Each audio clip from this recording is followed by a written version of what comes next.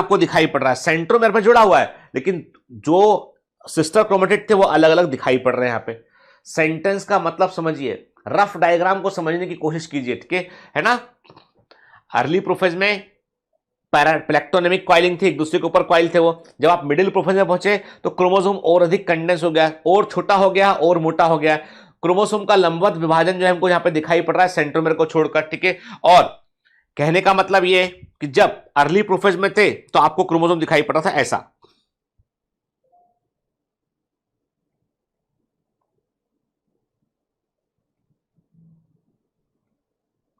ठीक है। एक थ्रेड दिखाई पड़ रहा है पूरा आपको, जबकि डुप्लीकेटेड है ऑलरेडी, वो एक दूसरे के ऊपर भी कॉइल है। जब मिडिल प्रोफेज में पहुंचे तो ऐसा दिखाई पड़ रहा है आपको ये,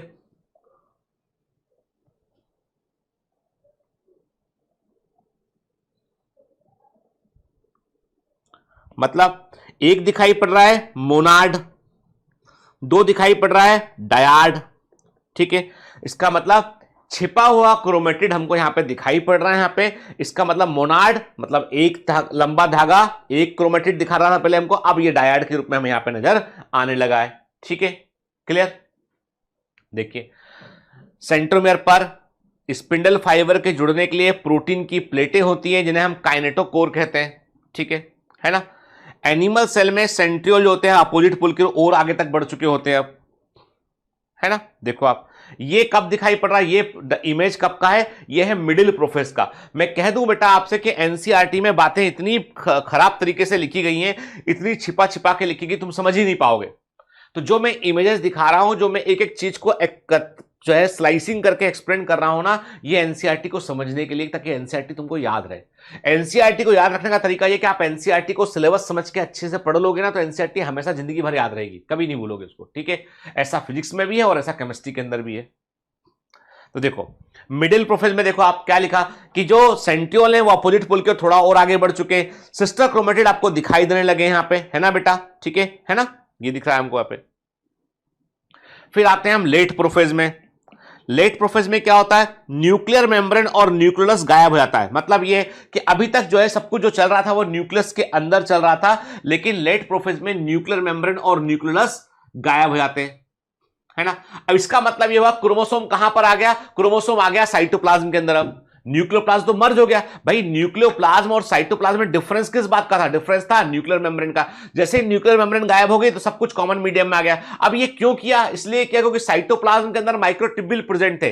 साइटोप्लाज्म के अंदर जो माइक्रोट्यूब्यूल प्रेजेंट थे वो अपने आप को अरेंज करेंगे और एक ऐसा डिवाइस बनाएंगे, खेल के मैदान के ऐसा, याद है ना हमने पढ़ा था, खेल के मैदान के ऐसा डिवाइस बनेगा जिसे हम न्यूक्लियर स्पिंडल एपरेटस बोलेंगे हम, ठीक है। क्या लिखा, न्यूक्लियर मेम्ब्रेन जो होती है उसके टुकड़े हो जाते हैं और वो ईआर में मर्ज जाती है, एंडोप्लाज्मिक रेटिकुलम में मर्ज हो जाती है। न्यूक्लियस अपने कंपोनेंट को डिस्पर्स कर देता है, आरएनए प्रोटीन को डिस्पर्स कर देता है साइटोप्लाज्म के अंदर। इसका परिणाम ये निकलता है कि न्यूक्लियर मेम्ब्रेन और न्यूक्लियस दोनों गायब हो जाते हैं, ठीक है। Due to disappearance of the nuclear membrane, nuclear membrane के गायब होने के कारण क्रोमोसोम अब साइटोप्लाज्म के अंदर आ जाते हैं। क्रोमोसोम और अधिक कंडेंस हो जाते हैं, ठीक है। लेट प्रोफेज को हम प्रोमेटाफेज भी कहते हैं, वेरी वेरी इंपॉर्टेंट, ठीक है। लेट प्रोफेज को हम प्रोमेटाफेज भी कहते हैं, ठीक है। प्रोमेटाफेज एक्चुअली में, प्रोमेटाफेज वो टाइम गैप होता है, ध्यान से बात सुनेगा, PYQ है बेटा, है ना। प्रोमेटाफेज एक्चुअली में वो टाइम पीरियड होता है जब न्यूक्लियर मेम्ब्रेन गायब होती है लेकिन न्यूक्लियर स्पिंडल एपरेटस बना नहीं होता है। मतलब न्यूक्लियर मेम्ब्रेन के गायब होने से लेकर न्यूक्लियर स्पिंडल एपरेटस के बनने तक का जो टाइम पीरियड है वो प्रोमेटाफेज होता है। It is the time gap which is present between the disappearance of the nuclear membrane and the formation of nuclear spindle apparatus। मतलब न्यूक्लियर मेम्ब्रेन गायब हो चुकी है और साइटोप्लाज्म में न्यूक्लियर स्पिंडल एपरेटस बन रहा है, तो जो टाइम गैप होता है उसे हम क्या बोलते हैं, प्रोमेटाफेज कहते हैं, ठीक है। देखिए एनसीईआरटी ने भी दिखाया आपको कि लेट प्रोफेज, देखिए एनसीईआरटी में इमेज मेंशन है ये, ठीक है। तो क्या देख रहे हैं बेटा, ये देख रहे हैं हमको लेट प्रोफेज दिखाई पड़ रहा है। सेंट्रल अपोजिट पोल की ओर मूव कर चुके हैं, न्यूक्लियर इनवेलप जो है वो ब्रेक हो चुका है, स्टब ब्रेक हो चुका है, यहाँ पे क्रोमोसोम जो है कॉमन मीडियम में हमको दिखाई पड़ रहा है, ठीक है। फिर ये है प्रोमेटाफेज, ट्रांजिशन टू मेटाफेज, मतलब प्रोमेटाफेज है जब न्यूक्लियर स्पिंडल एपरेटस बन रहा है। तो आप देख रहे हो बेटा, जैसे ही न्यूक्लियर स्पिंडल एपरेटस बनेगा तो क्रोमोसोम इक्वेटर की ओर मूव करेंगे। इक्वेटर क्या होता है, न्यूक्लियर स्पिंडल एपरेटस का जो है वो सबसे ब्रॉडेस्ट पार्ट, जहां पे क्रोमोसोम अपने आप को लाइन से अरेंज करते हैं, उसको हम इक्वेटर कहते हैं, ठीक है। देखो प्रोफेज और प्रोमेटाफेज के प्रोफेज के अंत में प्रोमेटाफेज जो है, लेट प्रोफेज को हम प्रोमेटाफेज भी कहते हैं, या कई साइंटिस्ट कहते हैं कि प्रोमेटाफेज जो है वो लेट प्रोफेज के बाद आता है। ठीक है, तो अभी हमने क्या कहा, हमने कहा कि न्यूक्लियर मेम्ब्रेन ब्रेक हो चुका होता है लेकिन न्यूक्लियर स्पिंडल एपरेटस बन रहा होता है। तो जो टाइम गैप होता है न्यूक्लियर मेम्ब्रेन के गायब होने से न्यूक्लियर स्पिंडल एपरेटस के बनने तक का, उसे हम प्रोमेटाफेज कहते हैं। ठीक है, ठीक है, स्पिंडल फाइबर माइटोटिपोल के। अब इस पे देखो, ये क्या है, ये है nuclear spindle apparatus. This is the nuclear spindle apparatus, ये न्यूक्लियर स्पिंडल एपरेटस है बेटा। ठीक है ना, स्पिंडल फाइबर है, माइटोटिक पोल है। ठीक है, यहां पे क्या होगा, यहां पर एनिमल सेल में आपको सेंट्रियोल देखने मिलेगा, तो इसको हम एस्टर रेज बोलेंगे। जो निकलता हुआ दिखाई पड़ेगा, जो हमको स्पिंडल फाइबर निकलते दिखाई पड़ेंगे, उन्हें एस्टर रेज बोलेंगे। तो यहाँ पे एनिमल में, प्लांट में सेंट्रियोल नहीं होता है, एनिमल में सेंट्रियोल होता है। This is the broadest portion of the nuclear spindle apparatus. इसे क्या बोलते हैं, इसे बोलते हैं इक्वेटर बोलते हैं। जो नैरो पोर्शन होता है उसे, नैरो पोर्शन को क्या बोलते हैं हम, नैरो पोर्शन को बोलते हैं हम माइटोटिक पोल। और इक्वेटर क्या होता है, ये ब्रॉडेस्ट पोर्शन होता है। ठीक है, और क्रोमोसोम अपने आप को कहां अरेंज करते हैं, वो अपने आप को इक्वेटर पर ऐसे अरेंज करते हैं। क्रोमोसोम अपने आप को इक्वेटर पर ऐसे अरेंज करते हैं। ठीक है ना, तो जो भी क्रोमोसोम होते हैं बेटा मेटाफेज में अपने आप को इक्वेटर पर लाइन से वो अरेंज करते हैं, याद रखना। ठीक, at the time of formation of nuclear spindle apparatus, दोनों सेंट्रल एक दूसरे के अपोजिट आते हैं, एंटीपोडल पोजीशन में आते हैं, और ये एक दूसरे के अपोजिट हमको दिखाई पड़ते हैं। और माइक्रोट्यूब्यूल जो होते हैं वो न्यूक्लियर स्पिंडल एपरेटस का निर्माण करते हैं वो। ठीक है, माइक्रोट्यूब्यूल न्यूक्लियर स्पिंडल एपरेटस को बनाते हैं। ठीक है, ऐसे माइक्रोट्यूब्यूल जो स्पिंडल एपरेटस को, स्पिंडल फाइबर को बनाते हैं, वो चार्ज होते हैं, दे आर चार्ज। ठीक है, तभी तो अरेंज कर पाएंगे बेटा, बगैर चार्ज के कैसे अरेंज होता ना, कि हमने कहा plus minus plus minus plus minus plus minus के, यानी कोई भी मैंने मान लो मैंने कहा कि ये माइक्रोट्यूब्यूल हैं, अपने आप को अरेंज कर रहे हैं। तो ये अरेंज कब कर पाएंगे, जब इनमें चार्ज होगा तभी तो अपने आप को अरेंज कर पाएंगे, कि plus minus plus minus plus minus. ठीक है, तो यार कॉमन सेंस की बात है।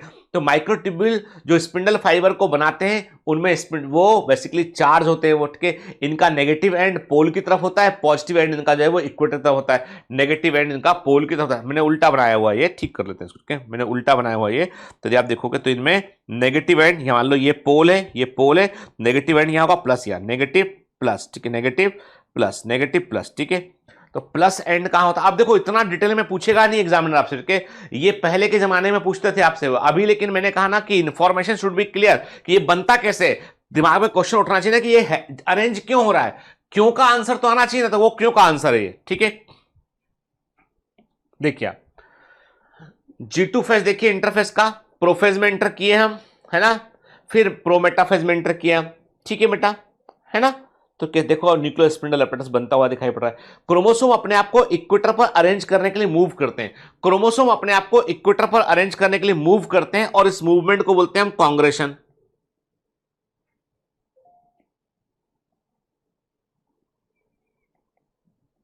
कांग्रेशन वो मूवमेंट होता है जिसमें कि क्रोमोसोम अपने आप को मूव करते हैं इक्वेटर पर अरेंज करने के लिए। ठीक है, देखो तो क्या देखा हमने, early prophase, middle prophase and let prophase. ठीक है ना, ठीक है, ये बिल्कुल मतलब समझने के लिए मैंने आपको डायग्राम दिया, अर्ली प्रोफेज में क्या होता है, मिडिल प्रोफेज में क्या होता है, लेट प्रोफेज में क्या होता है बेटा। ठीक है, क्लियर। चलो एनसीईआरटी क्या लिखता है आप देखो, first stage of mitosis follows the S and G2 phase of interphase. Interphase में एस फेज और G2 फेज के बाद क्या आता है, माइटोटिक फेज, और माइटोटिक फेज में पहला क्या होता है, प्रोफेज। ठीक है, एस और G2 फेज में नया डीएनए मॉलिक्यूल जो बना होता है वो अलग अलग डिस्टिंक्ट नहीं होता है, लेकिन आपस में गुथा हुआ होता है, इंटरलिंक्ड होता है, गुथा हुआ होता है। ठीक है, इंपॉर्टेंट पॉइंट है। एस फेज में डीएनए डुप्लीकेट किया तो मतलब ऑलरेडी डीएनए डुप्लीकेटेड होता है G2 फेज के अंदर भी, ये बन तो नया गया है लेकिन ये आपस में इंटरमिंट होता है, अलग अलग हमको नहीं दिखाई पड़ता है। ठीक है, प्रोफेज की शुरुआत कब होती है, जब हमें क्रोमेटिन मटेरियल का कंडेंसेशन होता हुआ दिखाई पड़ता है। ठीक है, वेरी वेरी इंपॉर्टेंट। ठीक है, प्रोफेज की बिगिनिंग कैसे मालूम चलती है आपको कि प्रोफेज शुरू हो चुका है, जब क्रोमोसोम मटेरियल कंडेंस होता हुआ दिखाई पड़ता है। क्रोमोसोम मटेरियल अनटेंगल्ड मतलब जो पूरा जाल था, जाल में से क्रोमोसोम मटेरियल अलग हटता है और क्रोमेटिन का वो कंडेंसेशन करता है। ठीक है, साफ साफ लिखा हुआ है आंसर, जो हमने पढ़ा वही लिखा है बेटा। ये एक लाइन में बात लिखते हैं, हम 4 लाइन में समझाते हैं उसको। एनसीईआरटी की एक लाइन को मैं 4 लाइन में समझाता हूं आपको मैं, क्योंकि रटना नहीं है, समझना है हमको यहाँ पे। तो क्रोमोसोम मटेरियल अनटेंगल अलग होता है और अपने आप को कंडेंस करता है। ठीक है, the centriole which had undergone duplication during S phase of interphase now begin to move towards opposite pole। ये भी देखा हमने, है ना, कहा था मैंने कि सेंट्रियोल जो अपने आप को एस फेज के दौरान डुप्लीकेट कर लिए थे वो अपोजिट पोल की ओर मूव करते हैं, कोई डाउट नहीं इसमें। ठीक है, फिर हम कैसे माने कि प्रोफेस कंप्लीट हो चुका है, किन इवेंट के थ्रू हम मान लेंगे कि प्रोफेस कंप्लीट हो चुका है। तो हमारे पास कुछ, मैंने कहा ना ये लगातार होने वाली घटनाएं होती हैं, तो हम सेल के अंदर घटने वाले इवेंट को देखकर बता पाते हैं कि कौन सी फेज में वो सेल प्रेजेंट है। क्रोमोसोम मटेरियल कंडेंस होकर कॉम्पैक्ट माइटोटिक क्रोमोसोम बन चुका होता है, मतलब प्रोफेस चल रहा है, कंप्लीट हो चुका है। क्रोमोसोम जो है वो हम उसमें हमको 2 क्रोमेटिड दिखाई पड़ते हैं, एक सेंट्रोमर पर अटैच हुए होते हुए ऐसे दिखाई पड़ता है। ठीक, माइटोटिक स्पिंडल का असेंबलिंग होता हुआ दिखाई पड़ता है। माइक्रोट्यूब्यूल जो प्रोटीन से बने हुए कंपोनेंट होते हैं सेल के साइटोप्लाज्म में, वो इसमें हेल्प करते हैं, ये भी देखा। अब बताओ सारी बातें हमने अच्छे से समझी या नहीं समझी, तुम खुद बताओ।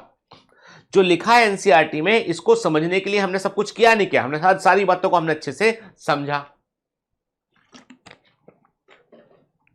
ठीक है, जब प्रोफेस का अंत होगा तब सेल में हमें क्या दिखाई पड़ेगा, इलेक्ट्रॉन माइक्रोस्कोप के अंदर गोल्जी कॉम्प्लेक्स गायब हो जाएगा, एंडोप्लाज्मिक रेटिकुलम दिखाई नहीं पड़ेगा, न्यूक्लियस दिखाई नहीं पड़ेगा, न्यूक्लियर मेम्ब्रेन दिखाई नहीं पड़ेगी। ठीक है, क्योंकि अब गोल्जी कॉम्प्लेक्स और ईआर क्यों नहीं दिखाई पड़ेंगे, क्योंकि सेल की विस्कोसिटी बदल गई है, सेल का रिफ्रैक्टिव इंडेक्स बदल गया है, तो आपको माइक्रोस्कोपी में नॉर्मल बगैर स्टेनिंग के आपको ये दिखाई नहीं पड़ेंगे, और न्यूक्लियस और न्यूक्लियर मेम्ब्रेन गायब हो चुका होता है। ठीक है, क्लियर, देखा था बेटा यही हमने सब, है ना।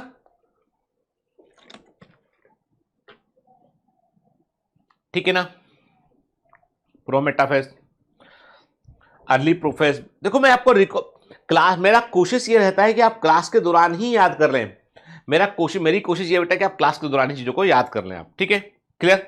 अब आते हैं मेटाफेज पे। मेटाफेज में क्या होता है बेटा, न्यूक्लियर स्पिंडल एपरेटस के इक्वेटर पर क्रोमोसोम अपने आप को अरेंज करता है, देखो अब अरेंज कर लिया, और स्पिंडल फाइबर जो होते हैं क्रोमोसोम के सेंट्रोमेर पर प्रेजेंट काइनेटोकोर से जुड़ जाते हैं, ये इंपॉर्टेंट स्टेप होता है इसमें। ठीक है ना। अर्ली प्रोफेज, लेट प्रोफेज, प्रोमेटाफेज देखा, देन मेटाफेज। तो मेटाफेज में क्या होता है कि मैंने आपसे क्या कहा कि जो है वो जब प्रोमेटाफेज से मेटाफेज आते हैं तब क्रोमोसोम अपने आप को इक्वेटर पर अरेंज करते हैं, कांग्रेशन मूवमेंट को वो शो करते हैं। ठीक है, क्या लिखा, मेटाफेज में टोटल सेल साइकिल का 1% टाइम लगता है। इसकी खास बात यह होती है कि इस समय न्यूक्लियर स्पिंडल एपरेटस कंप्लीटली बन चुका होता है। इसकी कैरेक्टरिस्टिक क्या होती है, इस समय न्यूक्लियर स्पिंडल एपरेटस कंप्लीटली बन चुका होता है और क्रोमोसोम अपने आप को इसके इक्वेटर पर अरेंज कर लेते हैं, क्रोमोसोम अपने आप को इसके इक्वेटर पर अरेंज कर लेते हैं। इक्वेटर न्यूक्लियर स्पिंडल एपरेटस का ब्रॉडेस्ट पार्ट होता है, इक्वेटर न्यूक्लियर स्पिंडल एपरेटस का ब्रॉडेस्ट या सबसे चौड़ा भाग होता है। क्लियर है ना, equator is the broadest part of the nuclear spindle apparatus. Clear. The spindle fibers get attached to the centromer of the chromosome। Spindle fibre chromosome के सेंट्रोमर से अपने आप को अटैच कर लेते हैं, किसके थ्रू बेटा, काइनेटोकोर के थ्रू, याद है ना kinetochore. The spindle fiber from one pole of the nuclear spindle apparatus join the one side of the centromere of the chromosome at the kinetochore plate। जैसे देखो ये एक क्रोमोसोम है, ये एक क्रोमोसोम का सेंट्रोमियर है, ठीक है, मेटाफेजिक क्रोमोसोम, इस पर ये काइनेटोकोर प्लेट है, याद है ना। अब एक पोल ये है और एक पोल ये है, मान लो एक पोल ये, एक पोल ये, ठीक है। ठीक है, स्पिंडल फाइबर निकला यहां से, अरेंज कर लिया, इससे जुड़ गया जाके, ठीक है। ठीक, तो क्या लिखा, देखो ऐसे क्या लिखा, स्पिंडल फाइबर एक पोल के न्यूक्लियर स्पिंडल एपरेटस पर सेंट्रोमेर के वन साइड, एक साइड ये जुड़ गया, इधर से एक साइड ये जुड़ा है बेटा, और एक साइड ये, ठीक है। आगे चल के ये इसको इधर खींचेगा, ये इसको इधर खींचेगा, है ना। कब खींचेगा, एनाफेज में खींचेगा। अभी हमने कहा एक साइड में जुड़ गया वो, ठीक है। तो मतलब क्रोमोसोम के सेंट्रोमेर से दोनों पोल के लेफ्ट और राइट दोनों पोल के स्पिंडल फाइबर जुड़ चुके होते हैं। क्रोमोसोम के सेंट्रोमेर से दोनों पोल के स्पिंडल फाइबर जुड़ चुके होते हैं, किसके थ्रू? काइनेटोकोर के थ्रू। क्लियर? ठीक है, देखिए this is spindle fibre, this is centromere, है ना बेटा? ठीक है, सेंट्रोमियर काइनेटोकोर बोला ऐसा, ठीक है बेटा, है ना? देखो ऐसे जुड़ गए, समझ गए ना बात को? एक एक पोल का होगा, एक दूसरे पोल का होगा। आ रही है बात समझ में या नहीं आ रही है? कि बत्ती गुल सर क्या लंबी लंबी क्लासेस है आई, तो बत्ती गुल मत करो दिमाग की भाई। हर बार एग्जाम का जब रिजल्ट होता है ना, हमको मतलब मैं सच्चे मन से कह रहा हूं मैं कि मैं चाहता हूं कि आप मुझे ना मतलब मैं ढूंढ रहा हूं अपना अर्जुन, मैं जब से पढ़ा रहा हूं मतलब मैं अर्जुन, मैं चाहता हूं कि कभी बायोमेंटर्स का बच्चा एग्जाम में टॉप करे, अंडर 10 टॉप 10 में बायोमेंटर्स के बच्चे की रैंक आए, मेरा सपना है। पता नहीं, मैं तो अपने ईमानदार, यदि आप देखेंगे तो मैं सच बोल रहा हूं, मैं अपनी ईमानदारी से 100% जो मेहनत होती है कंटेंट पढ़ाने के लिए, समझाने के लिए, पूरी ईमानदारी से अपनी कोशिश कर रहा हूं। एक रत्ती भर में ना विश्राम कर रहा हूं, ना मैं कोई प्रकार की सतना की मतलब आलस से इसको बोलते हैं, नहीं कर रहा हूं। अब बेटा अब तुम्हारी बारी है, मतलब मैं सच कह रहा हूं कि मतलब मेरा इंतजार बहुत लंबा हो गया है। इतना लंबा इंतजार जो है वो मैंने तो मैं शायद मुझे खुद को एग्जाम देना होता तो मैं टॉप कर चुका होता अब तक। ठीक है, तो ये अब चूंकि तुम्हारे ऊपर है बेटा, तो मैं चाहता हूं कि तुमसे खुद कहता हूं कि मैं तुमसे हाथ जोड़ के प्रार्थना करता हूं कि अच्छे से मेहनत कर लो बेटा, मुझे मेरा अर्जुन दो। ठीक है, मुझे वो रिजल्ट चाहिए जो मैं डिजर्व करता हूं, नहीं तो मेरे मन में जिंदगी भर ये अफसोस रहेगा कि मैं वो चीज नहीं पा पाया जो मैं चाह रहा था। और मैं रिजल्ट खरीदना नहीं चाहता हूं, मैं आई वॉन्ट जेन्यून रिजल्ट। लोग खरीदते भी यार, क्या बोल सकते हैं, लोग खरीद रहे हैं, डीएलपी डाल देगा, कोई कुछ डाल देगा, कोई कुछ डाल देगा ना, मतलब बच्चे बिक रहे हैं, लोग खरीद भी रहे हैं। हम ना खरीदते हैं ना बच्चों को बोलते हैं कि भाई तुम बिकना मत, यही बोलते हैं। दुनिया में ईमानदारी सबसे बड़ी चीज़ है बेटा, ऑनेस्टी, अपनी आत्मा को जवाब दें हम अकेले में बैठ के, ये सबसे इंपॉर्टेंट चीज़ है ना? चलिए, तो समझ गए हम कैसे जुड़ते हैं ये। ठीक है, ठीक है, ये है बिल्कुल मेटाफेज स्टेज में किस प्रकार का अरेंजमेंट दिखाई पड़ता है। तो मेटाफेज क्रोमोसोम में मेटाफेज में जब न्यूक्लियर स्पिंडल एपरेटस पर क्रोमोसोम अपने आप को लाइन से अरेंज कर लेते हैं, मेटाफेज में जब क्रोमोसोम अपने आप को न्यूक्लियर स्पिंडल एपरेटस पर लाइन से अरेंज कर लेते हैं ना, तो उस अरेंज वाले उस क्रोमोसोम के अरेंजमेंट वाले हिस्से को हम क्या बोलते हैं? मेटाफेज प्लेट कहते हैं, उसे हम मेटाफेज प्लेट कहते हैं। उसके लिए हम मेटाफेज प्लेट वर्ड का यूज करते हैं, उसे हम मेटाफेज प्लेट कहते हैं। This is the metaphase plate. देखो आप मेटाफेज प्लेट दिखाई पड़ रहा है ना, लाइन से क्रोमोसोम अपने आपको अरेंज करते दिखाई पड़ रहा है। देखो आप हर एक सेंट्रोमेयर के काइनेटोकोर से दोनों पोल के स्पिंडल फाइबर जुड़े होते हैं, हर एक क्रोमोसोम के सेंट्रोमेयर से दोनों पोल के स्पिंडल फाइबर यहां पर जुड़े होते हैं। ठीक है, क्लियर? देखो आप काइनेटोकोर स्पिंडल फाइबर, है ना? ठीक है,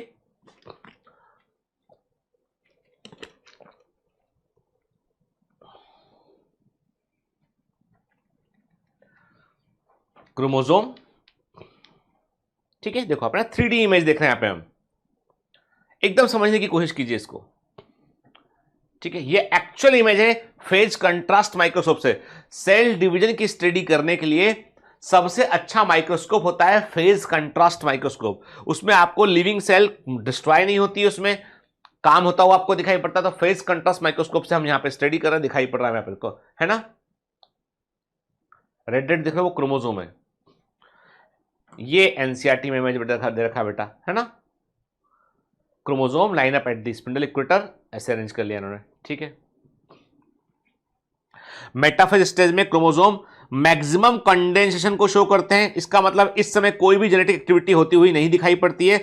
मेटाफेज में हम क्रोमोसोम की बेस्ट काउंटिंग कर सकते हैं। हमें शेप एंड नंबर दोनों देखना हो तो सबसे बेस्ट फेज है मेटाफेज। ठीक है ना? केवल शेप देखना हो तो मेटाफेज, शेप और नंबर दोनों देखना हो तो भी मेटाफेज, और केवल नंबर देखना हो तो भी मेटाफेज। ठीक है ना बेटा, है ना? शेप के लिए जो है वो नंबर देखना हो मेटाफेज, शेप और नंबर दोनों के लिए मेटाफेज के, और केवल शेप देखना हो तो ज्यादा बेहतर जानकारी मिल पाती है एनाफेज में। ठीक है, देखो ऐसा हमको मेटाफेज मैनेजमेंट दिखाई पड़ता है।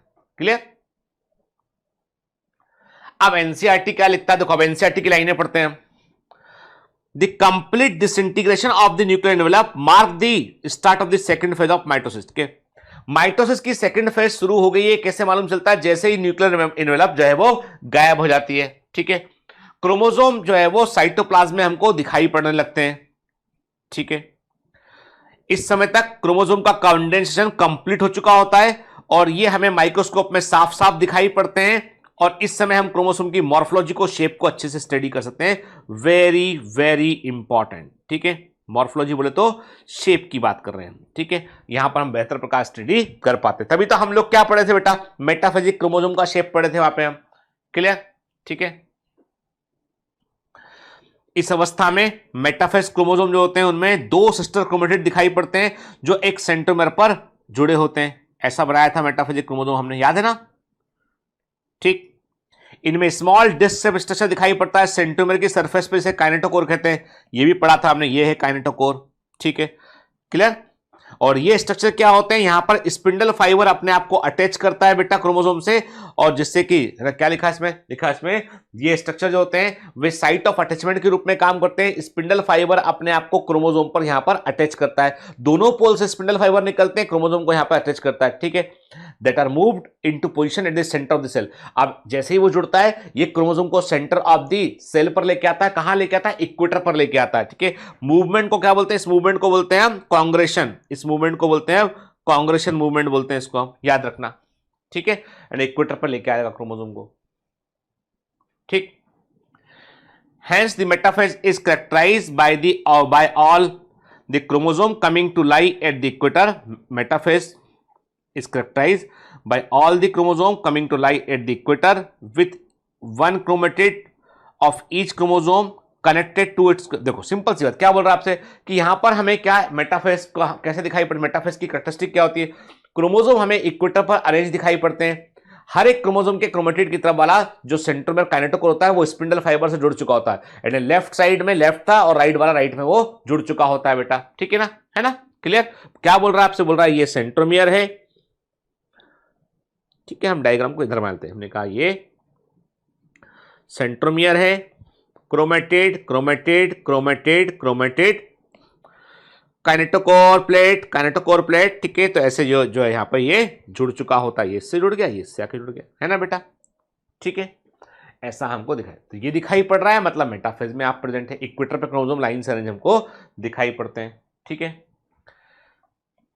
The plane of alignment of chromosome at metaphase is referred as the metaphase plate. मैंने कहा ना, जहां लाइन से अरेंज हो गए पूरे लिखित सीधी रेखा में, उसे क्या बोलेंगे? मेटाफेज प्लेट बोलेंगे हम। ठीक है ना? तो what are the key features of the metaphase? Metaphase के की फीचर क्या होते हैं? स्पिंडल फाइबर क्रोमोसोम के काइनेटोकोर से जुड़ चुके होते हैं। क्रोमोसोम जो होते हैं वो स्पिंडल इक्वेटर पर वो आ चुके होते हैं, अपने आप को लाइन से अरेंज कर लेते हैं मेटाफेज प्लेट पर। दोनों पोल पर क्रोमोसोम से जो स्पिंडल फाइबर, दोनों पोल के स्पिंडल फाइबर जुड़े होते हैं। ये मेटाफेज की फीचर हो गया। ठीक है ना? बार बार यही बात किया मैंने आपसे। ठीक है, अब आते हैं एनाफेज। अब एनाफेज में क्या होता है? मेटाफेज के बाद आप एंटर करोगे तो कहां जाओगे? आप एनाफेज में जाओगे। एनाफेज में क्या होता है? It is the shortest phase of the cell cycle. Cell cycle का सबसे छोटा फेज होता है। 0.5% से भी कम समय लगता है यहां पे। अब यहां पे क्या होता है? यहां पे जैसे मैंने आपसे कहा कि मेटाफेज में क्या हुआ, ये centromere, chromatid chromatid chromatid chromatid, ठीक है ना? काइनेटोकोर प्लेट स्पिंडल फाइबर अपने आप को जोड़ लिया यहां आके। एनाफेज में क्या होगा? ये इसे खींचेगा स्पिंडल फाइबर, यहां इसे ये यहां खींचेगा इसे, तो इससे क्या होगा? इससे क्या होगा? Splitting of centromere. सेंट्रोमियर दो हिस्सों में कट जाएगा। कट गया तो एक से दो क्रोमोसोम बन जाते हैं। ठीक है, तो इस फेज की कैरेक्टरिस्टिक क्या होती है? Splitting of this centromere. Centromere की स्प्लिटिंग इस फेज की कैरेक्टरिस्टिक होती है और क्रोमोसोम अपोजिट पोल की ओर मूव करते हैं।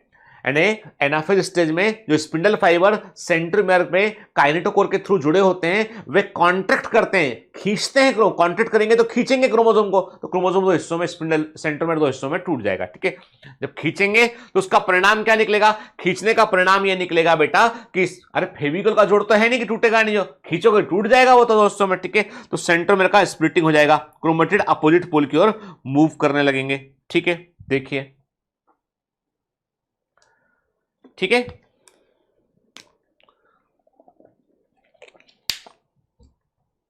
ठीक है।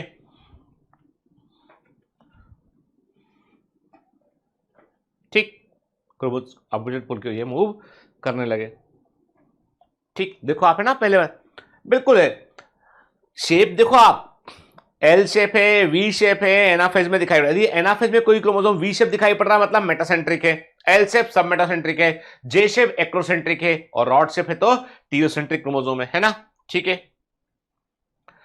प्रोफेज, मेटाफेज, एनाफेज, देखो आप है ना मेटाफेज, ये कंपैरिजन दिखाई पड़ रहा है ना, अरेंज दिखाई पड़ रहा है अपोजिट पोल के लिए मूव करके। तो सेंट्रोमेर का डिवीजन कब हुआ बेटा? एनाफेज में होता है। क्रोमोसोम अपोजिट पोल के लिए मूव कब करते दिखाई पड़ रहे हैं? एनाफेज में दिखाई पड़ रहे हैं हमें। ठीक है ना, क्लियर? देखिए आप, ये एक्चुअल इमेज है माइक्रोस्कोप से, फेज कंट्रास्ट माइक्रोस्कोप से देखी ली गई एक्चुअल इमेज है। ठीक है, एनाफेज में आपको 3 प्रकार के न्यूक्लियर स्पिंडल फाइबर दिखाई पड़ते हैं, इंपॉर्टेंट है, it is again A PYQ. ठीक है, एनाफेज स्टेज में आपको 3 प्रकार के न्यूक्लियर स्पिंडल फाइबर दिखाई पड़ते हैं। एक होते हैं कंटिन्यूअस फाइबर होते हैं, जैसे मैंने आपसे क्या कहा, ये पोल है, ये पोल है, स्पिंडल फाइबर,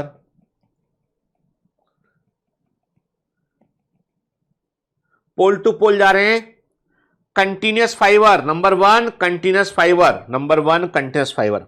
ठीक है, फिर मैंने कहा ये इक्वेटर है इसका, क्रोमोसोम अपने, अब देखो यहां पे हमने कहा एनाफेज अवस्था है ना, तो हमने कहा ये centromere, centromere, chromatid, chromatid opposite pole की ओर खींच रहे हैं इनको। आप कैसे खींच रहे हैं? स्पिंडल फाइबर से खींच रहे हैं इनको, हम इधर खींच रहा है इसको इधर। दूसरे क्या हो गए?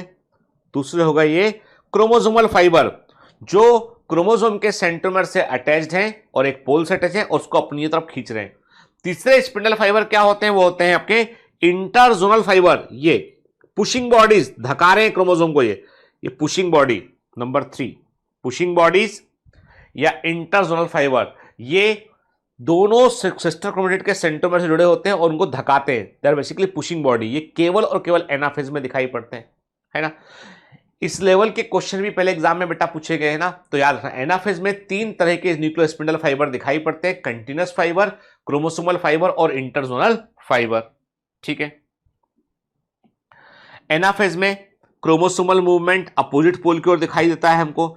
शेप ऑफ क्रोमोसोम को हम एनाफेज में भी स्टडी कर सकते हैं, शेप और नंबर दोनों स्टडी करना हो मेटाफेज के। और यदि मॉर्फोलॉजी लिखा आता है बेटा, मॉर्फोलॉजी आता है, शेप अकेला आता है, तो आपको ऑप्शन में मेटाफेज ही आंसर लगाना है, क्योंकि मेटाफेज जो है ये एनसीईआरटी में दे रखा है। ठीक है, मेटाफेज ऑप्शन में ना हो तो एनाफेज लगाना। ठीक है, ध्यान से बात सुना, साफ साफ एनसीईआरटी में दे रखा है कि मॉर्फोलॉजी की स्टडी करते हैं हम मेटाफेज के अंदर, तो that is the perfect answer. ठीक है, लेकिन क्रोमोसोम का शेप देखना हो हमको तो वो एनाफेज भी सही आंसर है। लेकिन मैं फिर कह दूं आपसे कि एनसीईआरटी कई जगह पे कंफ्यूज करती है, तो मैं आपसे कह दूं कि यदि मेटाफेज एनाफेज दोनों में से चुनना हो आपको कि मॉर्फोलॉजी क्रोमोसोम की या शेप ऑफ क्रोमोसोम कब बेहतर स्टडी कर सकते हैं, आंसर लगाना मेटाफेज, आंसर लगाना मेटाफेज। क्लियर? ठीक है, जब आप मेटाफेज ऑप्शन में ना हो तो एनाफेज। ठीक है, देखो ये एनाफेज में दिखाई पड़ रहा है हमें। ठीक है, क्या लिखता है एनसीईआरटी, तो हम देखते हैं हम। On the onset of anaphase, anaphase के आने पर each chromosome arranged at the metaphase plate is split simultaneously। Anaphase plate, metaphase plate पर अरेंज सब क्रोमोसोम में सेंट्रोमेर का स्प्लिटिंग होता है उसमें। ठीक है ना। 2 डॉटर क्रोमेटिड बन जाते हैं, मतलब क्या बोल रहा है आपसे, बोल रहा है वो जैसे ये क्रोमोसोम है, जैसे ये क्रोमोसोम है, क्रोमेटेड क्रोमेटेड क्रोमेटेड क्रोमेटेड। ठीक है ना, क्लियर? वो कह रहा है आपसे ये हो गया इसका kinetochore plate, spindle fibre arrange है इससे, ये से इधर खींचेगा, इसे इधर खींचेगा। बोल रहा है आपसे एनाफेज में क्या होगा कि जो जुड़ा अब कॉन्ट्रैक्शन होगा इनका स्पिंडल फाइबर का, तो प्रेशर लगेगा तो सेंट्रोमेर की स्प्लिटिंग हो जाएगी। ये स्प्लिट हो गया, स्प्लिट हो गया ये। अब क्या बन गया स्प्लिट होने पे? एक क्रोमेटिड ये बन गया, एक क्रोमोसोम ये बन गया, दोनों अपोजिट पोल की ओर मूव करने लगते हैं। डॉटर क्रोमोसोम बन गए है ना, डॉटर क्रोमेटिड क्रोमोसोम में कन्वर्ट हो गए।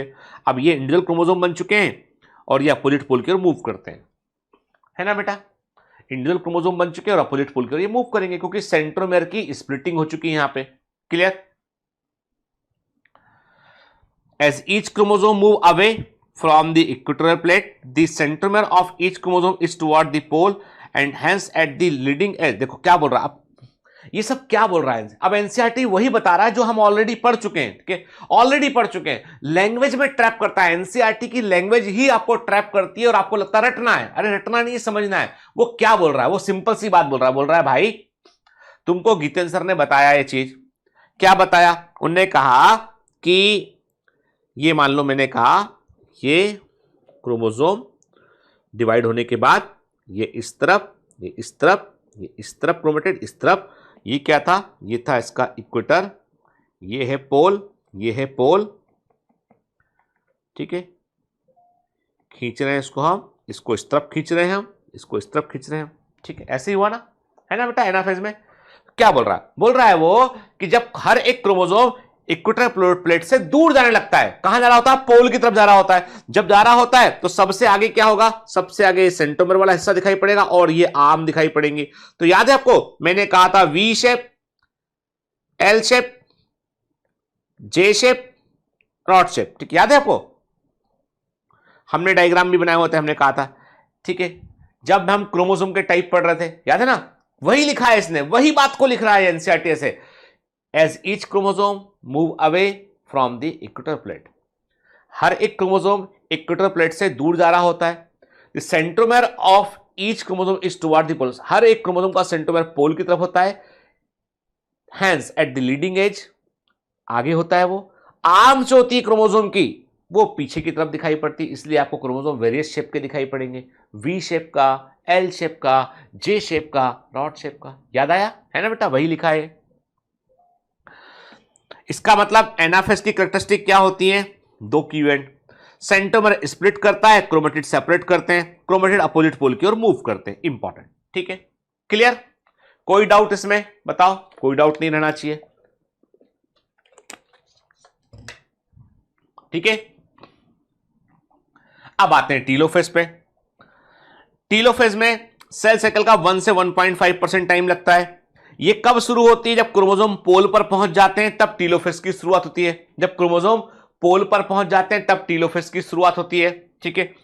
इस फेज की कैरेक्टरिस्टिक क्या होती है, न्यूक्लियर मेम्ब्रेन और न्यूक्लियस दोबारा आ जाते हैं। न्यूक्लियर मेम्ब्रेन को ऑर्गेनाइज करता है एंडोप्लाज्मिक रेटिकुलम, ठीक है, और न्यूक्लियस को ऑर्गेनाइज करता है nor of set chromosome. Set chromosome का न्यूक्लियर ऑर्गेनाइजिंग रीजन इसको जो है वो ऑर्गेनाइज करता है, तो न्यूक्लियस बन जाता है, ठीक है। टीलोफेज के at the end of telophase के अंत में क्रोमोसोम अनकॉइल होते हैं, एक्सपांड करते हैं और क्रोमेटिन रेटिकुलम को बनाते हैं, ठीक है, क्रोमेटिन रेटिकुलम को बनाते हैं। The microtubule of nuclear spindle apparatus get separated disassembly to this. इस समय जो स्पिंडल फाइबर होते हैं उसके माइक्रोट्यूब्यूल अपने आप को फिर से हटा लेते हैं वहां से, याद है ना, चार्ज के चलते वो अरेंज किए थे, उनका वापस से डिसअसेंबली आता है। पहले शिप बनाया गया था, अरे वो टेंट बनाने जैसा, टेंट वाले टेंट नहीं बनाते, वो टेंट को हटा लेते हैं, ठीक है, तो डिसअसेंबली कर दिया उसका, ठीक है। देखो आप टीलोफेज में सब गायब हो गया, वापस से न्यूक्लियर मेम्ब्रेन आ चुकी है, न्यूक्लियस आ चुका है, ठीक है। इसके बाद शुरू होगा किसका, साइटोकाइनेसिस होगा। देखो आप एनाफेज और टीलोफेज, है ना, जब पोल पर पहुंच जाएगा तो टीलोफेज की शुरुआत होगी। Chromosome reach pole of the cell, kinetochore डिसेप्टर जाएगा, polar microtubule continue to elongate करते रहेंगे और क्या होगा बेटा, फाइनली जो है वो न्यूक्लियस रीएप पर जाएगा, न्यूक्लियर मेम्ब्रेन भी दोबारा से आएगी, क्रोमोसोम अपने आप को डिकंडेंस कर लेंगे, ठीक है। देखिए मेटाफेज कंपेयर कीजिए, करो बेटा, कंपेयर करो, इमेजेस को गौर से देखो और जो सीखा है ना उसे कंपेयर करो प्लीज, ठीक है ना, खुद भी इन्वॉल्व हुई है पढ़ने के लिए, ठीक है। मैं अकेला थोड़ी ना हूं, मेरा थोड़ी ना एग्जाम है, एग्जाम तुम्हारा है, तुमको भी इन्वॉल्व इसमें होना पड़ेगा। तो मेटाफेज, एनाफेज, टीलोफेज एंड, देखो आप, है ना, क्लियर, ठीक है। वापस से न्यूक्लियर इनवेलप रिफॉर्म होगा और एंडोप्लाज्मिक रेटिकुलम इसमें हेल्प करेगा और क्रोमोसोम अपने आप को डिकंडेंस करेगा यहां पे, ठीक है ना। देखो आप टीलोफेज में, ठीक है, देखो ना, हमने वही जो इमेजेस जो हमने शुरू से इमेज दिखा रहे हैं उन्हीं को कंटिन्यूटी में रखा हुआ है हमने, ताकि आपको चीजें समझ में आए, आपको चीजें समझ में आना चाहिए, ठीक है बेटा, है ना। देखो पोल पर पहुंच जाएगा, टीलोफेज की शुरुआत होगी, उसके बाद एक बार पहुंच जाएगा, फिर देखो फिर से वही हो गया, न्यूक्लियस दिखाई पड़ रहा है, क्रोमेटिन थ्रेड अपने आप को डिकंडेंस कर दिए, ठीक है। क्या लिखता है एनसीईआरटी इस पे, at the beginning of the final stage of mitosis, mitosis की फाइनल स्टेज है टीलोफेज, ठीक है, क्रोमोसोम अपने रिस्पेक्टिव पोल पर पहुंच चुके होते हैं, डिकंडेंस हो चुके होते हैं और अपनी इंडिविजुअलिटी को खो चुके होते हैं, मतलब वापस से क्रोमेटिन रेटिकुलम बन चुका हुआ है। इंडिविजुअलिटी खोने का मतलब यह है कि क्रोमेटिन थ्रेड वापस से जुड़कर क्रोमेटिन रेटिकुलम एक जाल बना लेंगे। ठीक है, इंडिविजुअल क्रोमोसोम हमको नहीं दिखाई पड़ेंगे, यहां पे क्रोमेटिन मटेरियल जो है वो एक मास के रूप में हमें दिखाई पड़ेगा दोनों पोल पर। ठीक है, इस स्टेज में क्या की इवेंट दिखाई पड़ेंगे आपको?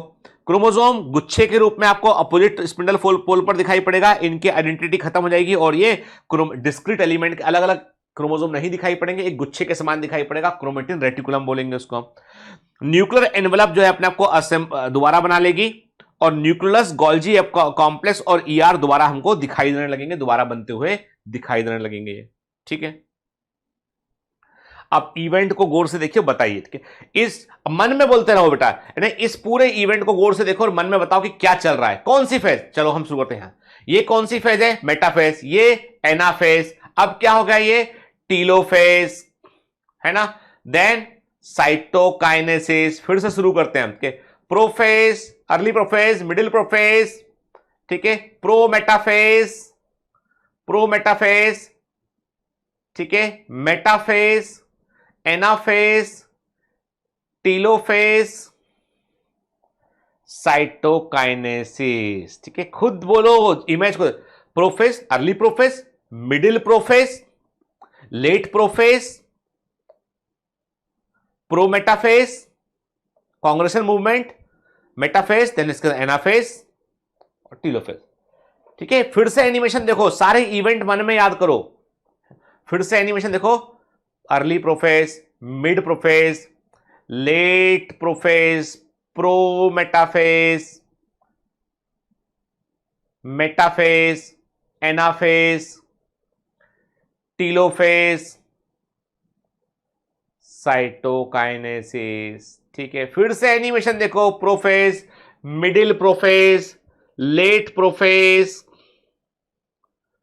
प्रोमेटाफेज, congression movement, metaphase, anaphase, telophase, cytokinesis. है ना बेटा, सब याद हुआ कि नहीं? सब याद कर लिया क्लास में आपने, है ना। ठीक है, क्लियर। तो देखो अब एनसीईआरटी की इमेज ध्यान देते हैं, early prophase, late prophase, prometaphase, transition to metaphase, metaphase, anaphase, telophase. है ना बेटा, क्लियर। ठीक है, देखो ये एनसीईआरटी की इमेजेस है ना। ठीक है, समझ में आया? ठीक है, देखो ना काइनेटो कैसे जुड़ते हैं ये देखा हमने, है ना, कुछ इंपॉर्टेंट डायग्राम रिकॉल कर रहे हैं। मेटाफेज, ठीक, metaphase, anaphase and then telophase. ठीक है, देखा था ना हमने ये सब डायग्राम बेटा, देखो ना, metaphase, anaphase, telophase and then the cytokinesis. Images को गौर से देखिए, चीजें आपको याद रहना चाहिए। ठीक है, ये हमने एनिमेशन देखा था। ठीक है, and now come to the what is the significance of mitosis. Mitosis का सिग्निफिकेंस क्या होता है बेटा? It is the main division of growth, वृद्धि का प्रमुख विभाजन होता है, मतलब ग्रोथ इसके बगैर नहीं हो सकती बेटा। जेनेटिकली सिमिलर सेल को प्रोड्यूस करता है। ए सेक्सुअल रिप्रोडक्शन का मुख्य विभाजन होता है। ए सेक्सुअल रिप्रोडक्शन में एक समान ऑर्गेनिज्म बनते हैं, उनमें सेम जेनेटिक मेकअप होता है। एम्ब्रियो फॉर्मेशन करना हो तो एम्ब्रियोजेनेसिस माइटोसिस के लिए माइटोसिस जरूरी होता है। कभी चोट लग जाती है तो हीलिंग के लिए सेल्स को डिवाइड करना होता है, तो उसके लिए भी ये रिपेयरिंग के लिए भी इंपॉर्टेंट डिवीजन होता है। ठीक है, एनसीईआरटी क्या लिखता है इस पर? माइटोसिस और the equational division is usually restricted to the diploid cells only, generally, लेकिन लोअर प्लांट सेल में और सम सोशल इंसेक्ट में हैप्लॉइड सेल भी डिवाइड होकर हुए दिखाई पड़ती है। तो यहां पर क्या वर्ड यूज करेंगे हम?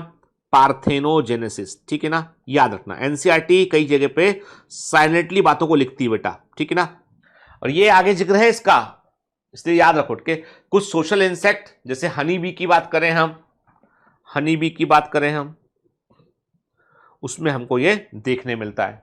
ठीक है, लोअर प्लांट्स में हैप्लॉइड सेल डिवाइड करती है। नहीं तो जनरली क्या होता है, डिप्लॉइड सेल के अंदर ही हमको माइटोसिस देखने मिलता है। हालांकि प्लांट में हैप्लॉइड सेल भी डिवाइड करती है बेटा। नहीं तो गेमिटोफाइट कैसे बनेगा भला? स्पोर में जब स्पोर डिवाइड करता है तो उसके डिवाइड करने पे क्या बनता है, गेमिटोफाइट बनता है, तो वो हैप्लॉइड सेल ही होती है बेटा। तो प्लांट में हैप्लॉइड सेल, अब देखो ये एनसीईआरटी कंफ्यूज करती है यहाँ पे, तो प्लांट में हैप्लॉइड सेल डिवाइड करती है बेटा, है ना, ठीक है, याद रखना। एनिमल में हैप्लॉइड सेल डिवाइड नहीं करती है। It is very essential to understand the significance of this division in the life of an organism. Mitosis usually result in the production of diploid daughter cell with this identical genetic complement. के genetic makeup change नहीं होता है। Mitosis को करने पर mitosis evolution के लिए अच्छी नहीं है। माइटोसिस से इवोल्यूशन में हेल्प नहीं मिलती है। इवोल्यूशन तभी हो सकता है जब जेनेटिक वेरिएशन क्रिएट हो। Mitosis never create genetic variations, ठीक है। जो मल्टीसेलुलर ऑर्गेनिज्म होते हैं उनमें ग्रोथ जो है वो माइटोसिस के कारण ही होती है, ठीक है, याद रखिए। सेल ग्रो करती है, उसके चलते क्या होता है, न्यूक्लियस और साइटोप्लाज्म का वॉल्यूम बढ़ जाता है। न्यूक्लियस साइटोप्लाज्मिक इंडेक्स जो है वो डिस्टर्ब होता है, तो उसको रिस्टोर करने के लिए सेल डिवाइड करती है। मैंने पहले भी बताया था कि जब एक सेल का साइटोप्लाज्म बढ़ता है, लगातार ग्रो करती है, सेल का साइटोप्लाज्म बढ़ता है, और साइटोप्लाज्म बढ़ता है तो न्यूक्लियस उसको मेंटेन नहीं कर पाता, न्यूक्लियस उसको मैनेज नहीं कर पाता, तो न्यूक्लियस अपने डीएनए को बढ़ा लेगा। भाई एक सेल जो थी उसका साइटोप्लाज्म पहले न्यूक्लियस ये था, संभाल रहा था काम, अब क्या हुआ, साइटोप्लाज्म बढ़ गया उसका, न्यूक्लियस बोलता है अब मैं इतना काम नहीं संभाल पाऊंगा, तो न्यूक्लियस अपने डीएनए कंटेंट को डबल कर लेगा, न्यूक्लियस भी डबल हो जाएगा।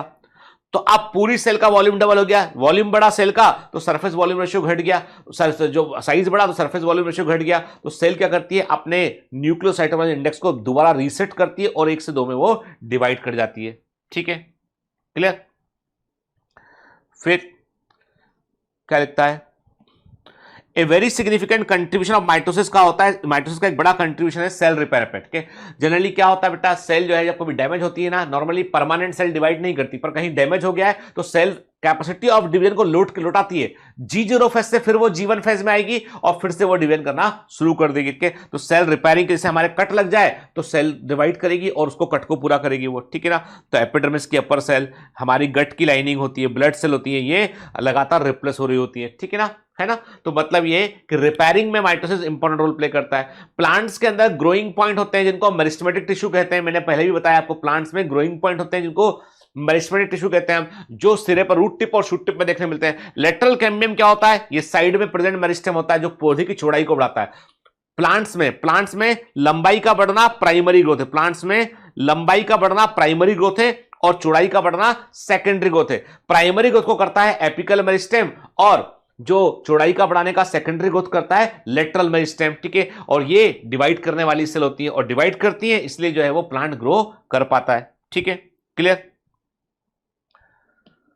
यहां पर हमारा माइटोसिस खत्म होता है। तो आज के लेक्चर में हमने क्या कवर किया, हमने पूरा माइटोसिस कवर किया। हमने बहुत ध्यान से पढ़ना है बेटा, क्योंकि बहुत सारे क्वेश्चन बनते हैं सेल डिवीजन पे। तो हमने देखा प्रोफेज, मेटाफेज, एनाफेज, टीलोफेज को देखा, हमने एक एक चीज को अच्छे से समझा, हमने बहुत सारी इमेजेस को देखा, हमने एनिमेशन को देखा, हमने समझा इसको बेटा हमने, ठीक है ना। डीपीएस में जो क्वेश्चन है उनको बहुत ध्यान से बेटा सॉल्व करना है, याद रखना।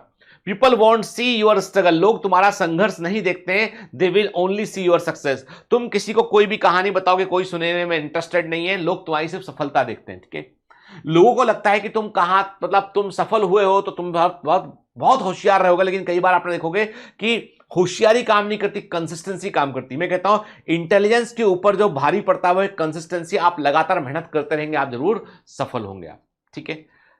बस हार मत मानिए, हिम्मत रखिए, जो कह रहे हैं उसे फॉलो कीजिए। एग्जाम तुम्हारा है बेटा, मेरा नहीं। तो जब एग्जाम तुम्हारा है, मेरा एग्जाम नहीं है, तुम्हारा एग्जाम है, तो सबसे अधिक गंभीर मेरी बजाय तुम्हें रहना पड़ेगा, सबसे अधिक सिंसियर तुम्हें रहना पड़ेगा, ठीक है बेटा। चलो, all the best, bye bye.